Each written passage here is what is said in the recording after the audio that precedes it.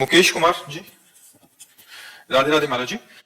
गुरु जी, कुछ जीवात्मा इस पृथ्वी पर जन्म लेते ही करोड़पति बन जाता है, कुछ जीवात्मा पूरा गरीब रहता है, ऐसा कौन सा पिछले जन्म का पूर्व का कर्म होता है? पूर्व का कर्म होता है। उसने दान पुण्य किए, उसने तीर्थावगान किया, उसने दूसरों को उपकार किया। तो भगवान स्वयं गीता जी में कहते हैं कि जो मेरा भक्त पूर्णता को प्राप्त नहीं हो पाया, भगवत प्राप्ति नहीं कर पाया और वो वासनाओं के जाल में बंधा रहा, मेरी भक्ति करता है, दान पुण्य करता है और उसके अंदर कामनाएं हैं, भोगों की इच्छाएं हैं, तो फिर उसको अगला जो जन्म होता है उस श्रीमान धनवान कुलवान के यहाँ जन्म होता है और भरपूर वासनाओं की पूर्ति की सामग्री होती है। और मेरी कृपा से वहां जन्म लेने पर भी वो भोगों में फंसता नहीं, उसकी पूर्व की साधना उत्थान करती है और वो भजन में तन्मय होकर के समस्त भोगों का त्याग करके दूसरे जन्म में मेरे को प्राप्त कर लेता है। उसे योग भ्रष्ट कहते हैं।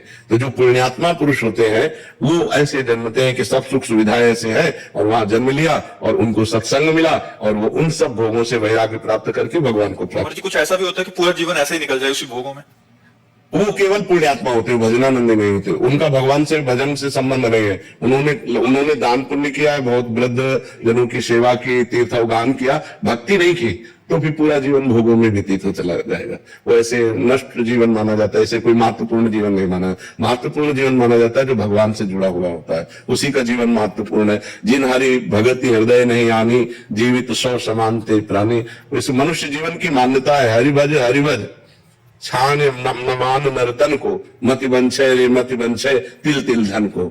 ये मनुष्य जीवन का जो मान है, इस मनुष्य जीवन की जो महिमा है वो भगवान के भजन की है, ना कि धन की। धन कोई महत्वपूर्ण बात नहीं, महत्वपूर्ण बात है भगवान से चित्त जुड़ा है कि नहीं जुड़ा है, ये बात है।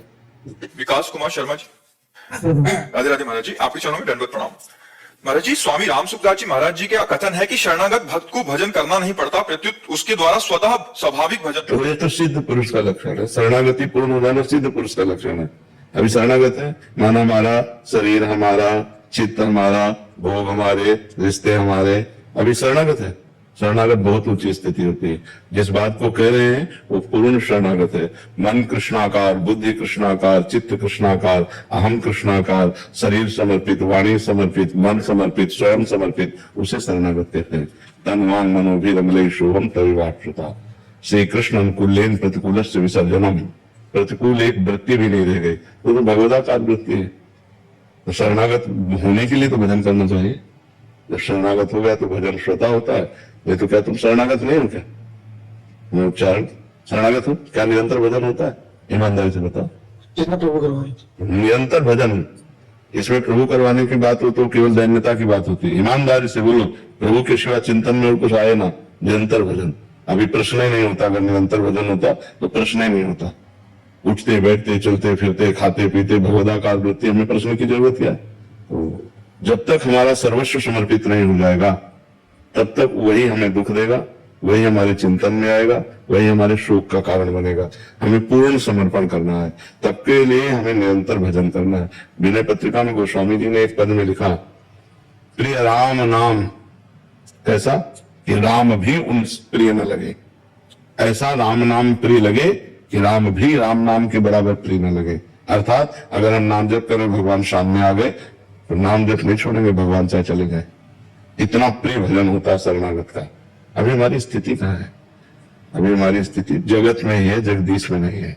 हर समय भगवदाकार वृत्ति, जिसमें किंचन मात्र न कोई स्त्री न पुरुष, सिया राम में सब जग जाने। सारा जगत जिधर दृष्टि डालो सिया राम ही सिया राम दिखाई दे रहे। अभी वो स्थिति थोड़ी। शरणागति के लिए महापुरुषों के वचनों का सदुपयोग करे, दुरुपयोग न करे। हम तो शरणागत है, शरणागत को तो भजन करना नहीं, तो हमारी इंद्रियां, हमारा मन ये विषयों में चला जाएगा और हमारे द्वारा कुमार्गगामी प्रवृत्तियां होने लगेंगी।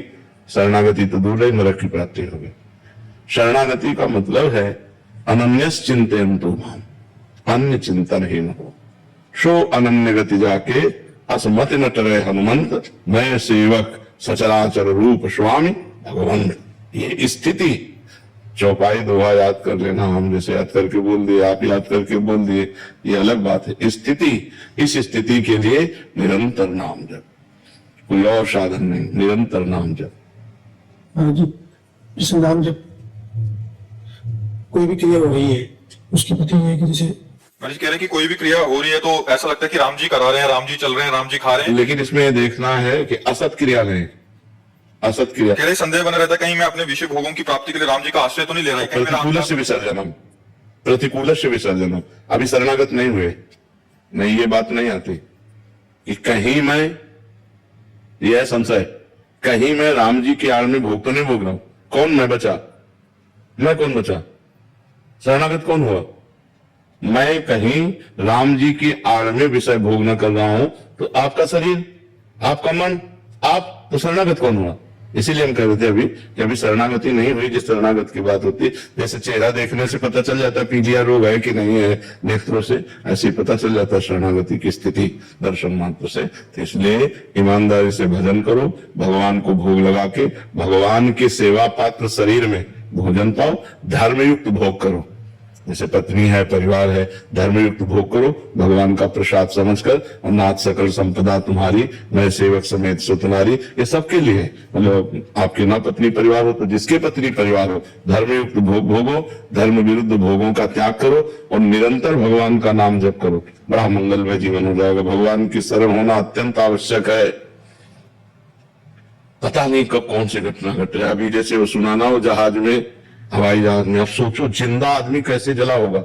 थोड़ी देर मन लगाओ, थोड़ी देर अपने को वहां हाजिर करो कि जिंदा हमारे ऊपर पेट्रोल गिरे, हमारे पूरा शरीर जिंदा जलना, मतलब जिंदा जलना, बेहोशी में जला दे जला, होश में जलना, कितना भयानक दुख, कितना भयानक कष्ट। तो वो उनके लिए नहीं है, वो हमारे लिए भी है। हम भी कभी किसी दुर्घटना में ग्रस्त हो सकते हैं, हमारा भी कुछ हो सकता है। इसलिए भगवान की शरण, भगवान का नाम जब जितना कर लो, नहीं कब यहां से पत्ता साफ हो जाए कुछ पता नहीं। जा रहे हैं, दिल फेल हो जाए, एक्सीडेंट हो जाए, कुछ भी, आप आराम से जा रहे हो, गाड़ी आई रौन के चली गई। कितने ऐसे केस होते हैं, कब कहां कौन। अच्छा, हवाई जहाज वाले तो जल गए, लेकिन जहां हवाई जहाज गिरा वहां भी तो लोगों की हानि हुई होगी। अब वो अपने आनंद से कोई खा रहा है, कोई पी रहा है, कोई घूम रहा है, कोई बात कर, कब कहां क्या हो जाए, इसका नाम मृत्यु लोक है, बड़ा भयावह है। इसलिए भगवान का नाम जप करना अत्यंत आवश्यक है। और जिन्होंने गर्भ में रक्षा की वही हमारी सर्वत्र रक्षा कर सकते, दूसरे की सामर्थ्य नहीं है। भगवान का नाम जप करो और भगवान के आश्रित रहो और नाम जप करके पाप को नष्ट कर दो, नहीं बहुत दुर्गति। इसीलिए हम प्रार्थना करते हैं, शराब मत पियो, मांस मत खाओ, हिंसा मत करो, दूसरी बहन बेटियों को मत परेशान करो। नहीं ये जब कर्म तुम्हारे सामने आएगा ना तो कुछ नहीं कर पाओगे। इस भयावह संसार में बचा सकते हैं तो भगवान बचा सकते हैं। हम चैन से जन्म ले, चैन से मर जाएं और भगवान को प्राप्त हो जाए, ये मनुष्य जीवन का लाभ है। हमने जो शास्त्रों में पढ़ा कि जैसे बड़े गजराज के गले से माला छूट जाए उसे पता भी ना चले, ऐसे भक्तों का शरीर छूटता है जो भगवान का भजन करते हैं, भगवान के चिंतन में आनंद में कीर्तन करते हुए भक्त घेरे हुए शरीर छूट रहा है, जय जयकार, अंतिम मृत्यु का महोत्सव। अच्छा, लोग हमसे पूछते हैं कि जो लोग संसारिक उन्नति को प्राप्त हो रहे हैं, भजन नहीं कर रहे हैं, वो भी तो सुखी हैं। चंद मिनट के लिए, परिणाम नहीं, परिणाम उन्हीं का सुखमय होगा जो भगवान का नाम जप करते हैं, धर्म में चलते हैं, जीवों पर दया करते हैं। आध्यात्मिक बैलेंस शीट अच्छी करनी पड़ेगी। हाँ बिल्कुल बिल्कुल, बिना अध्यात्म भौतिक बैलेंस शीट नहीं नहीं, हाँ भौतिक उन्नति कुछ नहीं है, क्योंकि परिणाम हमें देखना। परिणाम में क्या है, इस शरीर को तो नष्ट ही होना है, तो इस शरीर के लिए हम पाप क्यों करें। इस शरीर से हम भगवान की शरण में हो, भगवान का नाम जप करें, अच्छे आचरण करें। जी यश पंडित जी, राधे राधे। राधे राधे महाराज जी। महाराज जी, हमने आपके मुख से शरणागति के बारे में काफी सुना है और समझा भी है, लेकिन कहीं ना कहीं मन को लगता है कि मैं पूर्ण रूप से शरणागत नहीं हूं। तो हम मन, कर्म और वचन तीनों से पूर्ण शरणागत कैसे हो सकते हैं महाराज? भगवान के पावन चरित्रों को सुनो, भक्तों के पावन चरित्रों को सुनो और नाम जप करो। नाम जप से सब ठीक हो जाएगा। नाम जप मन की गंदी बातों को निकालता है। भजन करते समय देखना, जब आप नाम जप करोगे तो गंदी गंदी बातें निकलती हैं। उसको लगता है कि यार जब हम भजन नहीं करते थे तब शांति थी, अब भजन करते हैं तो बड़ी अशांति हो रही। अशांति नहीं हो रही, मन की गंदगी निकल रही। और निर्मल मन भगवान के चरणों में लगता है, मलिन मन माया में लगता है। इसलिए नाम जप करो, भगवान के पावन चरित्र सुनो, भगवान की लीला कथा सुनकर के उसका मनन करो। राम जी ने ये किया, कृष्ण जी ने ये किया, तो उस मनन से हमारे मन का मार्जन होता है, उसकी अपवित्रता नष्ट होती है। जब हम संसार की बातों का मनन करते हैं तो मन अपवित्र होता है, और जब परम पवित्र भगवान की बातों का मनन करते हैं तो मन पवित्र होता है। तो हम संतों के चरित्र, भक्तों के चरित्र, भगवान के चरित्र कहें, सुने और नाम जप करें। इससे हमारा मन पवित्र होगा, भगवान की शरण में हो जाएगा।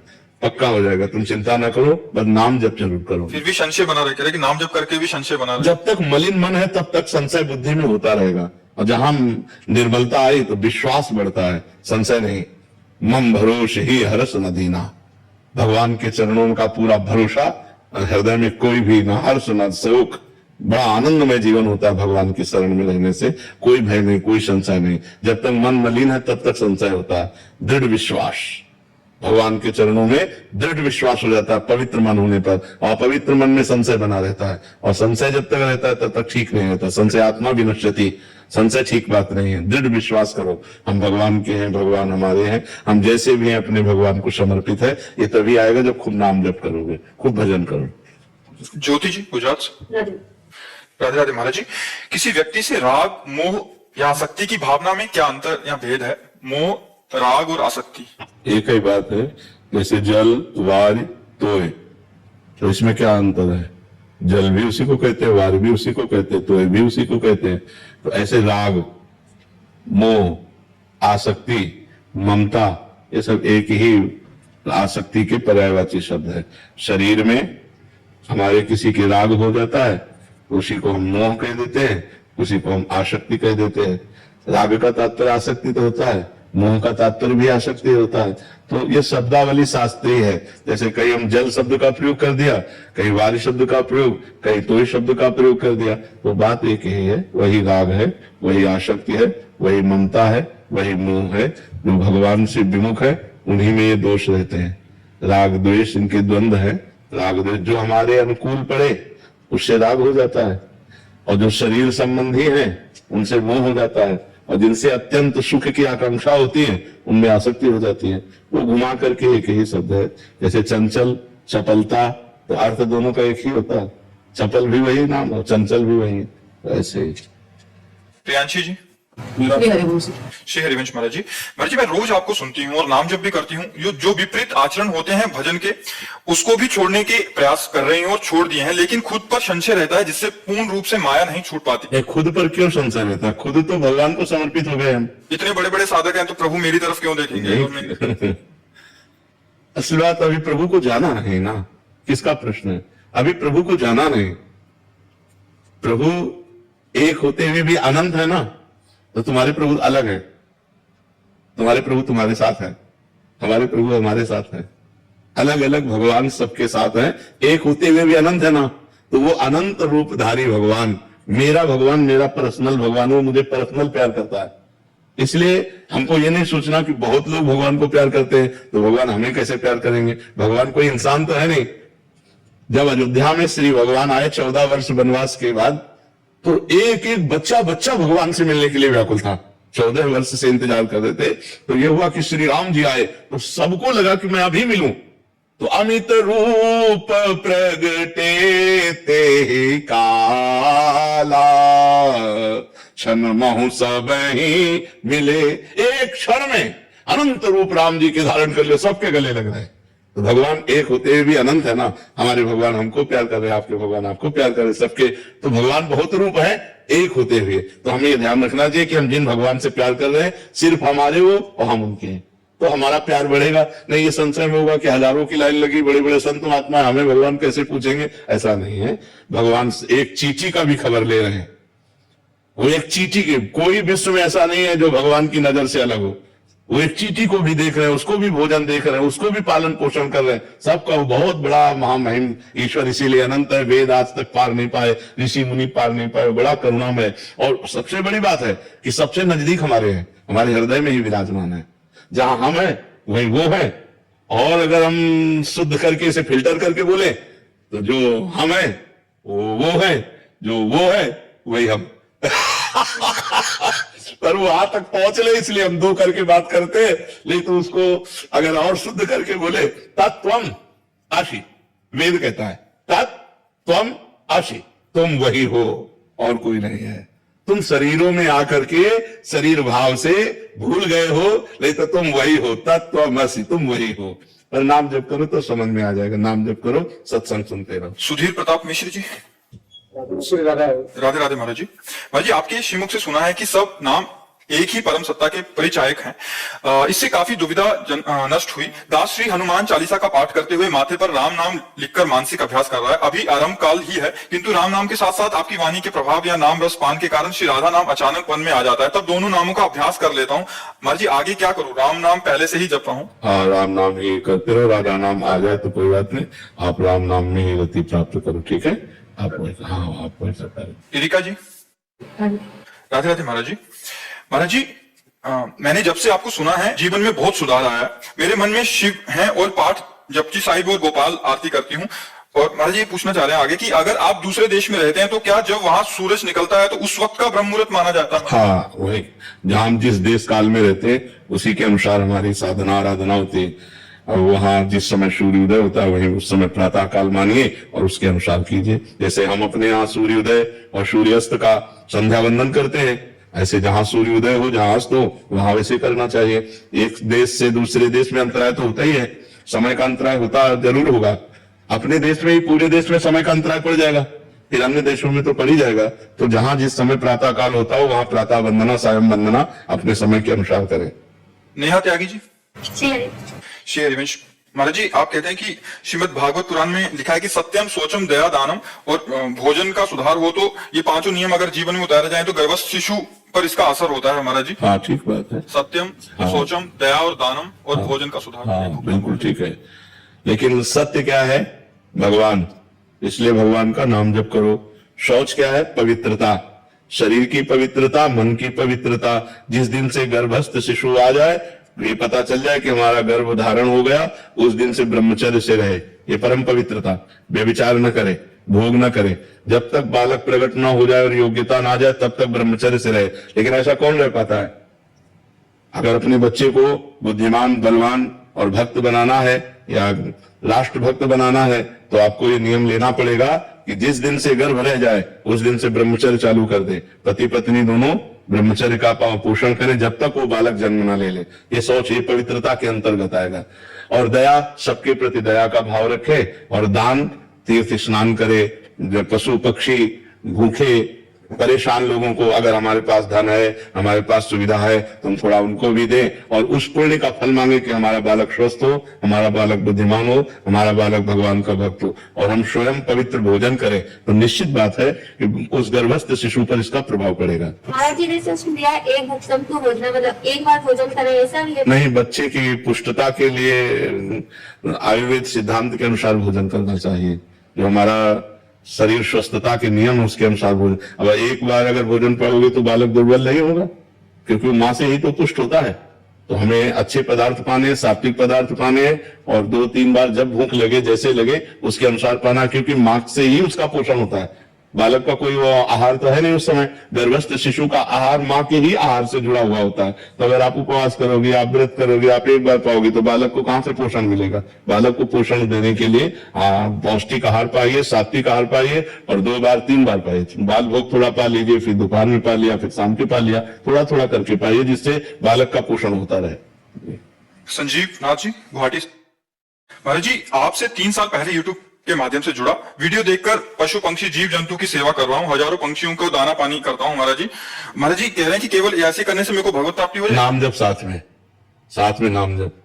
हाँ, ये परोपकार हुआ और नाम जप साथ में, ये पूजा हो गई और नाम जप साथ में। एक सवाल पूछता हूँ आपसे। हाँ। जब मैं सोता रहा तो मैं मुसलमान खाता था, अभी सब कुछ छोड़ दिया, मुसलमान हो गया।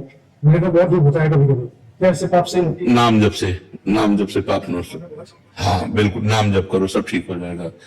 नाम संकीर्तनम यस्य सर्व पाप प्रणाशनम। भगवान का नाम समस्त पापों का नाश कर देता है। नाम जप करो, इससे ठीक हो। गुरुजी जो ये बेचते हैं वो बच्चे या फिर जो तंबाकू वगैरह बेचते हैं, जो व्यापारी व्यवसायी, क्या चीज? मांस वस्तु। हाँ, बिल्कुल पाप लगेगा। हाँ, बिल्कुल पाप लगेगा। कर्ता, प्रेरक, अनुमोदन, 3 को बराबर पाप लगता है। एक ने काटा, एक ने बेचा, एक ने खरीद के खाया, तीनों को पाप लगेगा, बराबर का पाप लगेगा, भोगना पड़ेगा। महाराज जी, हमारा फैमिली में तो तंबाकू की खेती करते हैं। है? तंबाकू की खेती करते हैं, तंबाकू की खेती करते हैं। हाँ। हमारे वहाँ पे वही चलता है। हाँ, जैसे तंबाकू कोई हिंसात्मक वस्तु नहीं, हम मांस को लेकर बात की है, जैसे मांस लेकर के बेचे। तंबाकू कोई हिंसक वस्तु नहीं है कि तंबाकू से आपकी कोई हिंसा बने। तंबाकू कोई हिंसक, जैसे तंबाकू होती है ऐसे भांग होती है, ये व्यसन की चीजें हैं। इसमें सामने वाले का जीवन बर्बाद होता है, सामने वाले जीवन की हानि होती है। तो इसमें विशेष पाप नहीं है एक बेचने वाले को, क्योंकि उसमें लिखा हुआ है ये हानिकारक है। किसी प्रवृत्ति वाले नहीं होगा। हाँ, तामसिक प्रवृत्ति वाला है, लेकिन इसमें वो ऐसी हिंसा नहीं जैसे मांस बेचने में। तंबाकू में वैसी हिंसा नहीं जैसे मांस बेचने में, मछली बेचने में। जो सामाजिक गलत काम करे उसमें पाप होती है। हाँ बिल्कुल बिल्कुल, हाँ बिल्कुल। बेचने में जैसे जहर भी बेचा जाता है ना, जहर भी बेचा जाता है। अब जहर के इंजेक्शन लगते हैं, अगर सांप काट खाए तो दवा का काम करता है। बहुत सी ऐसी चीजें हैं जो जहरीली बनती हैं और हमारे बहुत से रोगों के काम में आती हैं, बहुत से रोगों के काम में आती हैं। तो बेचने वाले के लिए हिंसात्मक बातों के लिए हमें है। अब जैसे वही जहर किसी की हत्या के लिए आप दे रहे हो तो फिर आप बागी बन जाओगे, और वही जहर किसी के बचाने के लिए दवा में काम आ रहा है तो वही सुकृत का काम करेगा। अगर पता नहीं हो तो हाँ, पता नहीं हो तो बात अलग है। तो बिना पता के आप कैसे दे सकते हो जहर? कोई जहर मांगे तो ऐसे कैसे नहीं, तो उसके लिए तो हमें जानकारी चाहिए। आप क्यों लेगा? जब नींद की गोली के लिए है, क्योंकि बिना डॉक्टर की अनुमति के आप नींद की गोली भी नहीं किसी को दे सकते, तो जहर कैसे दे सकते हो? समझ रहे? सुचेता जी। जी राधे राधे। राधे राधे महाराज जी। महाराज जी, हमने आपसे कई बार सुना है कि यदि हम सच्चे दिल से भगवान को याद करके किसी सही चीज पर ध्यान लगाकर अपना कर्म करें तो हमारे पास वो ताकत है कि हम अपना भाग्य बदल सकते हैं। लेकिन जब पूरा मेहनत करने पर भी हमें वो चीज हासिल नहीं होती, सब लोग बड़ी आसानी से कह देते हैं ये तो आपके भाग्य में कभी लिखा ही नहीं था। पर इसे लेकिन हम आपने कैसे समझें? वो प्रयत्न नहीं किया जो आप कह रही हैं, वो प्रयत्न नहीं किया। यदि आप नाम जप निरंतर करते हुए और एक भी मिनट खाली न जाए और इतना नाम एकत्रित कर लिया जाए तो क्या नहीं प्राप्त की? 6 महीने में अटल पदवी ध्रुव जी ने प्राप्त की। ध्रुव जी 5 वर्ष के बालक थे, यही मथुरापुरी में मधुबन में आकर के खान पान सब त्याग करके रात दिन भजन किया। 6 महीने में भगवान श्री हरि आए और अटल पदवी प्राप्त की, जो आज भी सबसे बड़े पद में विराजमान है। विश्व ब्रह्मांड के सबसे बड़े पद में ध्रुव जी विराजमान है, उसे अटल पदवी कहते हैं, ध्रुव पदवी कहते हैं। तो हम, ये तो निश्चित बात है कि हमारा अगर भाग्य खराब है पूर्व का और हमारा भजन उतना नहीं बढ़ पाया तो हमें फेल तो करेगा ही। और महाराज जी, जैसे नाम जप आपसे मैंने कई बार सुना है कि हमें नाम जप करना चाहिए, वो आपको क्लोजर लेके जाएगा कर्म करने में। बट कई बार ऐसा होता है ना, जैसे मैंने आपसे ही सुन के नाम जप चालू किया था, कई बार हम कार्य करते हैं, सही इंटेंशन से भी करते हैं, बट वो चीजें ना पूरी नहीं होती है और बिल्कुल आप साफ दिल से करें तो कई बार ऐसा हो जाता है कि भगवान से भी मन उठने हो जाता है नहीं नहीं, कि जिद के चक्कर में हम ये कर रहे हैं कि राधे राधे राधे हम कर रहे हैं, पर मन का कुछ हो नहीं रहा है। कितना आप हमें हमारी बात को पूरा एकांतिक में नहीं सुना होगा। हमने कहा जैसे 100 ग्राम आपका पाप है जो आपको गिराएगा, और आपने 25 ग्राम भजन किया है तो 75 ग्राम अभी वो उबर है, तुमको कैसे उबरने देगा? 25 ग्राम का भी फल नहीं होता है। ऐसा कैसे, कैसी बात कह दी? ऐसा कैसे कहते? तुम क्या चाहती हो? किसी भी डिपार्टमेंट में कहीं भी हर बात राधा नाम जय बोलवा रहा है, कैसी बात कर रहे हो? हर जगह जय। तो ऐसा नहीं बोलो कि 25 ग्राम का भी फल नहीं है, करो गलत आचरण और थोड़ा बारा नाम जप कर लो, तो कैसी बात बनेगी? मटकी में छेद है, 1 अंजुली पानी डाला और बोले हमारा 1 अंजुली पड़ा, उसमें बूंद नहीं मिलेगा तुम्हें, क्योंकि उसमें छेद है। आप संयम से चले, आप पवित्र आचरण से चले और फिर नाम जप करें तो देखो नाम को आप भगवान और भगवान के नाम पर अविश्वास, ये तो मतलब हमारे लिए बहुत असहनीय हो जाएगा, क्योंकि हम इसी से जी रहे हैं, हम इसी से चल रहे हैं। तुम आज नाम जप करना शुरू करें और बचपन से नाम जप का एक एक कदम पर उसका परिणाम देखते चले आ रहे हैं, एक एक कदम पर परिणाम। 20 साल हो गए किडनी खराब हुई, कई वर्ष से डायलिसिस चल रहा है, हम तुम्हें बीमार नजर आते हैं? तो किस राधा नाम के बल से, राधा नाम के बल से हम तुम्हारे सामने बैठे गरज रहे। राधा नाम को हम जैसे कहते हैं वैसे जप करके देखो, अभी आनंद आ जाए। और रात दिन राधा नाम जप करो, चाह ही खत्म हो जाएगी, चाह ही खत्म हो जाएगी। इतना ओवर हो जाएगा कि हम मांगने लायक ही नहीं रह गए। जैसे हमसे पूछो तो हम मांगे तो क्या मांगे, तो देने वाला वो तो ऐसा दे रहा है कि तुम्हें कैसे बताए। पर एक सीमा है, पहले उसको क्रॉस करो, अपने पहले पापों को भस्म करो, अपने आचरणों को पवित्र करो और फिर आगे बढ़ो, तो देखो आनंद आ जाए। क्योंकि हम उसी का आनंद ले रहे हैं ना, हम उसी को जीवन जी रहे हैं ना, उसी से जी रहे हैं, और ऐसे नहीं जी रहे हैं बहुत बादशाह की तरह जी रहे हैं। तो हमारे जीवन को क्या समझते हो, हम दुखी थोड़ी गए। जीने की आशा हो। राधा राधा राधा। श्री हरिवंश महाराज जी। गुरुदेव भगवान, मैं दंड का अधिकारी हूं क्योंकि मैं स्वयं को पराई स्त्री को देखने से नहीं रोक पाता हूं। आपसे सुना है कि नासाग्र दृष्टि रखनी चाहिए, किंतु ऐसा कर नहीं पाता है। दृष्टि पराई मां, बच्चे हो अभी, कोई इसमें खास बात नहीं है, इसको संभालो। नए बच्चे हो, अभी नया जीवन मिला है, तो ये सब संसार की बातें अच्छी लगती है, नाम जप करो। जहां किसी की तरफ गंदी दृष्टि जाए वहां दोबारा फिर उसकी तरफ देखकर चरणों की तरफ प्रणाम करो, ठीक हो जाएगा। जहां हमारी दृष्टि जा रही है कि हम गंदे भाव से देख रहे हैं, वहीं अच्छे भाव से तुरंत काटे उसे और मन से प्रणाम करें से, तो वो सब ठीक हो जाएगा धीरे धीरे। नाम जब ये अवस्थागत भी दोष होते हैं, अगर इनको ना निकाला जाए तो बुढ़ापे तक भी जाते हैं, आगे के भी जन्म में परेशान करते हैं, लेकिन ये खास इस अवस्था में ज्यादा दोष होता है। इसलिए नाम जप करो, और जब किसी माता बहन की तरफ हमारी गंदी दृष्टि जाए तो एक तो दोबारा देखो मत, दोबारा देखो तो उसके चरणों में प्रणाम करो, सब में भगवान विराजमान है, ठीक हो जाओगे। ठीक है, और ज्यादा परेशान नहीं होने से, ज्यादा दिमाग में नहीं लाना है, खास बात नहीं, खास बात है भगवान का चिंतन। नाम जप करो, ये सब मायाकृत बातें आज आई, 1 मिनट में आई 1 मिनट में चली गई, ये कोई टिकाऊ चीज थोड़ी। हर समय कोई स्त्री का चिंतन थोड़ी होता रहता है, तो ये तो आने आगामा पाइनो अनित्यास्तास्ति तिक्षस्व भारत आने जाने वाली, इनमें ज्यादा खास बात नहीं। नाम जप करो, ठीक है। मेजर सौरभ पाटनी जी। राधे राधे महाराज जी।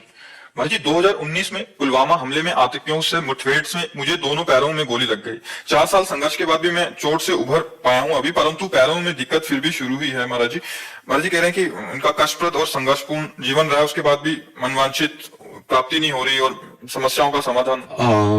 देशभक्ति के लिए तो पहले हम आपको प्रणाम करते हैं कि आप हमारे देश के लिए संघर्ष किए, आप दुख प्राप्त किए। बकाया जब तक हम अध्यात्म के द्वारा अपने पूर्व पापों का नाश नहीं कर देते, तब तक हमारी जो अंदर की चाहत है वो पूर्त नहीं होती। बाहरी चाहत पूर्त होना हमारी अंदर की मांग नहीं है, बात समझ लेना। क्योंकि फाइनल में जब हम यहां से जाते हैं, चूंकि हम शरीर तो है नहीं, तो शरीर यही छूटता है, तो शरीर के साथ जितना कमाया हुआ होता है वो सब यही छूट जाता है, शरीर के संबंधी यहां छूट जाते हैं। फाइनल में आपके पास क्या होता है? आपका किया हुआ कर्म, पाप कर्म या पुण्य कर्म। लेकिन अंदर की जो मांग है वो सुख है, वो शांति है। देख लीजिए, जिनको हम किसी वस्तु व्यक्ति स्थान पद पर आरोपित करते हैं, इस वस्तु से, इस व्यक्ति से, इस स्थान से, इस पद से हमें सुख शांति मिल जाएगी, वो नहीं है। उन पदों को प्राप्त भी लोग अशांत है, क्योंकि हमारी पद की मांग नहीं है, हमारी आनंद की मांग है, हमारी सुख की मांग है, हमारी शांति की मांग है। शांति, आनंद ये जगत के किसी भी व्यक्ति, वस्तु, स्थान, पद, प्रतिष्ठा में नहीं है, ये परमात्मा में है। हम परमात्मा के अंश हैं। जब तक हमें परमात्मा की प्राप्ति नहीं होगी तब तक पूर्णता नहीं होगी। नहीं तो आप तो मान लो अपने हृदय की केवल बात जानते हो, हमारे पास भगवान की कृपा से हर पद प्रतिष्ठा वाले लोग आते हैं, तो एक जन साधारण आदमी जैसे परेशान है ना, ऐसे वो परेशान है। एक जन साधारण आदमी छोटी वस्तु के लिए परेशान है, उसकी थोड़ा बड़ी मांग है, लेकिन परेशान वो भी है। परेशान वही नहीं है जिसने अपने चित्त को भगवान से जोड़ दिया है। हमारी प्रार्थना है, ये शरीर टिकेगा नहीं, आज नहीं तो कल जाएगा, वो कार्य कर लो जिस कार्य के लिए आए हो। देशभक्ति का कार्य तो हुआ, अब भगवत भक्ति का कार्य कर लो। नाम जप करो और चित्त भगवान से जोड़ दो, तो इस स्थिति में भी आप आनंदित रहोगे। जीवन को अध्यात्म में बनाओ और जितना जीवन बचा है उसे भगवान को समर्पित कर दो, तो आनंदित हो जाओगे। नहीं तो ये सुधरने वाली चीजें नहीं। पता नहीं कितने मिनट जीवन के रह गए, पता नहीं कब कौन सी क्या घटना हमारे जीवन का अंत कर दे। इसलिए हमें हर समय नाम जप करना चाहिए। राम राम राम राम, राधा राधा राधा, हरि हरि हरि, कृष्ण कृष्ण कृष्ण। वो बचा लेंगे, वो हमारी दुखद परिस्थिति में रक्षा करेंगे। वो हमको अंदर से आनंद देते हैं ना, तो बाहर से शरीर का दुख हम झेल सकते हैं। अगर अंदर आनंद नहीं है, अंदर भी दुख है और बाहर भी दुख है, तो फिर हम झेल नहीं पाएंगे। एक जगह तो सुख मिलना चाहिए। तो अंदर के सुख का ही सुख है, बाहर के सुख का सुख नहीं है। बाहर सब वैभव दुनिया का सब, और अंदर से वो अशांत है, अंदर से परेशान है। तो फिर सबसे बड़ी अशांति है हमारी चाहत। हमारी चाहें इतनी बढ़ चुकी है कि उनकी पूर्ति होना असंभव है। एक पूर्ति होती, दो चाहते हैं और बढ़ जाती है। इसलिए एकमात्र भगवान। जब तक भगवान से नहीं जुड़ोगे, जब तक चित्त भगवान से नहीं जोड़ोगे, तब तक विश्राम मिलने वाला नहीं, आनंद मिलने वाला नहीं। यहां से जाना है, पता नहीं कब जाना, कैसे जाना है। प्राण ऐसे निकलते हैं क्या? भारी कष्ट के साथ।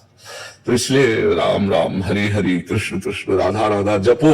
तुम्हारे पाप नष्ट हो, तुम्हारा मंगल हो। बिना अध्यात्म के तुम्हारा जीवन बिल्कुल सुखी नहीं रहेगा, चाहे जो कुछ एकत्रित कर लो। ये आपका साहसी और परोपकार युक्त कार्य रहा, जो आप हमारे राष्ट्र के लिए अपने शरीर को कष्ट में डाले हैं। ये आपका बहुत बड़ा सुकृत रहा, लेकिन इससे केवल काम नहीं चलेगा। अब आपको चित्त जोड़ना होगा श्री भगवान से, तभी परम मंगल होगा। आप हमारी बात समझ रहे हैं जी? दीपेश पाठक जी, राधे राधे महाराज जी।